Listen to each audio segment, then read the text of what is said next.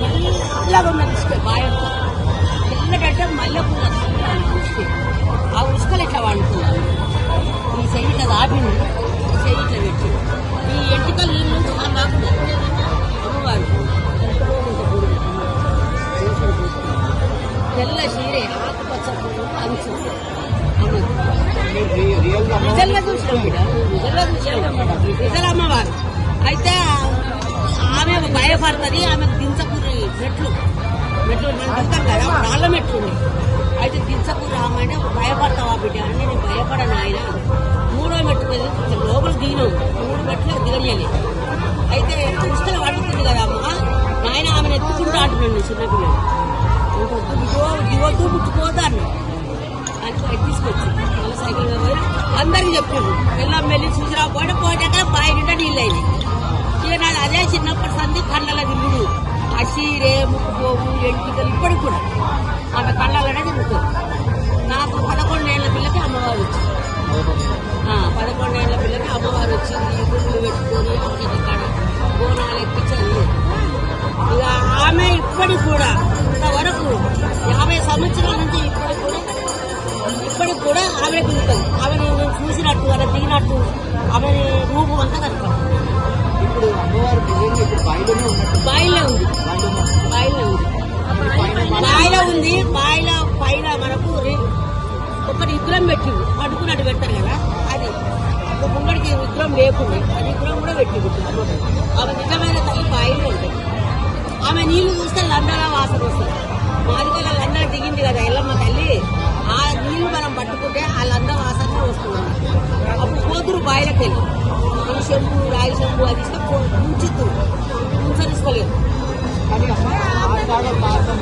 మొత్తం అమ్మవారి ఊట వస్తుందని ఊట చెంబు వస్తుంది నానా, కానీ పంపులు పెట్టి తీస్తలేరా, నల్లలేసి కదా బయట తీస్తుంది కదా, నల్ల నీళ్ళు అని తీస్తుంది. ఎక్కువ కిందనే ఉంటుంది అమ్మాయి, పెద్ద మోటబాబు మిగతా సీట్లు వేసి ఎగ్జామ్ పెట్టారు అమ్మాయి. అంటే లోపలికి వెళ్ళడానికి అవకాశం లేదు. ఆ 2 రోజులే అవకాశం ఇచ్చింది. నేను చిన్నతనంలో ఆ 2 రోజులంటే అందరు చూడలే, ఆ 2 రోజులు కూడా చూడలే. ఆమె పిలుచుకున్నప్పుడు వచ్చిండ్రు, పిలుచుకున్న వాళ్ళనే వచ్చిండ్రు, పిల్లల వాళ్ళు రాలే. మొత్తం మళ్ళీ బావిలో నీళ్ళే వరదలేదు.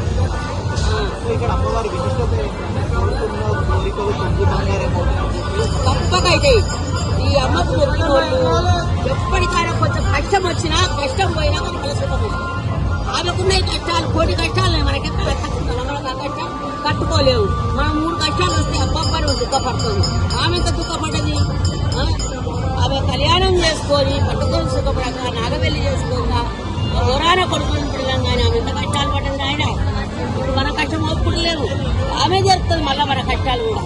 ఈ నాకు దేవుడు ఏం పెట్టిండు, ఎలా మేము పెట్టి ఇంతగానో మొక్కుతున్నా, పొడగా మొక్కుతున్నా, గుడికి మొక్కుతున్నా, పోరాడు అది అనుకోకూడదు. అంటే అమ్మ ఇంతకు ముందు ఏంటంటే 10 సంవత్సరాల క్రితం అమ్మవారి కళ్యాణము గుడి లోపల ఇప్పుడు మన కుంకుమార్చన చేసే కాడ కళ్యాణం ఇసులు మాసిడి గణనాథులు వస్తే మాకు కుక్క బియ్యం పెట్టింది, జాతి పట్టింది.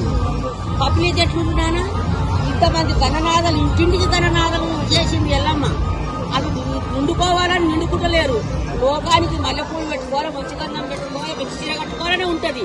ఇవి మంచి చీర కట్టుకున్న బండారంతా పూసుకుంటున్నారు అంటే వాళ్ళు పూసుకుంటలేరు. ఆమె ఇంటింటికి వెళ్ళి పేదింటి దీపానైనని ఆనాడు ఇచ్చిన అభయం ఈనాడైతే. ఇప్పుడు ఈ పట్టణాలు అంటారు కదా, అంటే ఇప్పుడు ఇంతవరకు చేసింది అయితే పంతులు వాళ్ళు అమ్మవారి కళ్యాణం సామూహికంగా చేస్తారు, అందరూ కూర్చోబెట్టి చేస్తారు. ఈ పట్టణాలు వేసి బోనాలు ఇస్తారు కదా, ఇది ఎవరు చేస్తారు ఎక్కువ? అది పండుగ చేసిన వాళ్ళు శివసత్తులు ఎక్కుతారు. ఎల్లమ్మ పండుగ చేయని వాళ్ళు పట్టం ఎక్కుతారు. ఎల్లమ్మ పండుగ చేసిన వాళ్ళు బండారు కట్టుకున్న వాళ్ళు బోనం ఎత్తుకొని పట్టం దొక్కొచ్చు. బోనం ఎక్కించిన కూడా పట్టం ఎక్కాలి, తప్పదు. అది ఈ రోజు ఉంటుందా రేపు ఉంటుందా? ఉండదు, ఈ రోజు. అంటే ఏమంటారు, పాతకాలం నుండి ఇప్పటి వరకు కూడా ఇదే విధానం. ఈమె ఎప్పుడైతే మనకు లోకానికి వచ్చిందో నాయన అప్పటి నుంచి పట్టాలి. కళ్యాణం ఒప్పుడాముకలు, డబ్బులోళ్ళు, డుప్పులోళ్ళు, బయలులోళ్ళు వీళ్ళంతా అప్పటి నుంచే వచ్చింది నాయన. ఇప్పుడు మధ్యాహ్నం రాలే. పండుగలు ఎక్కువైనాయి.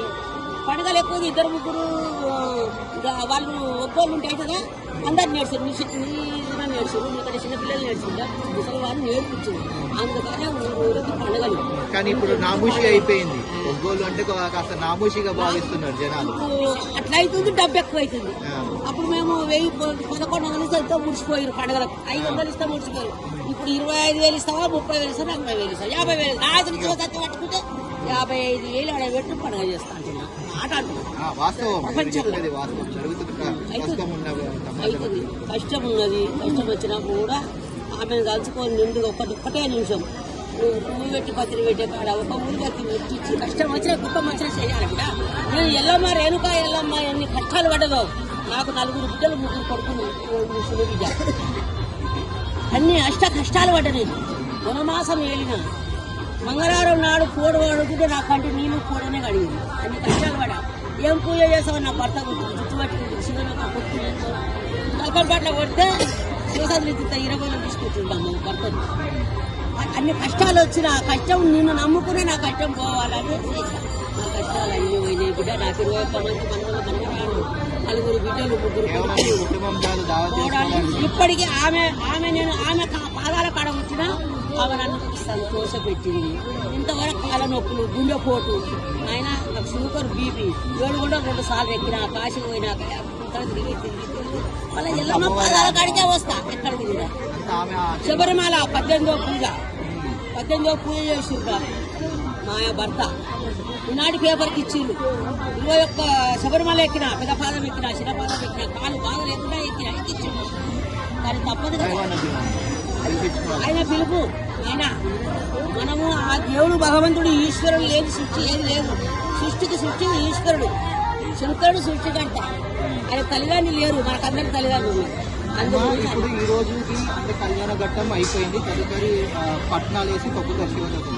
రేపు ఏం కార్యక్రమాలు? రేపు ఒడి బియ్యం అంటే శివసత్తులో మా సిద్ధాంతాలకు వచ్చి 20 మంది దాడి తీసుకొని ఆలయం వాళ్ళు పెట్టారు.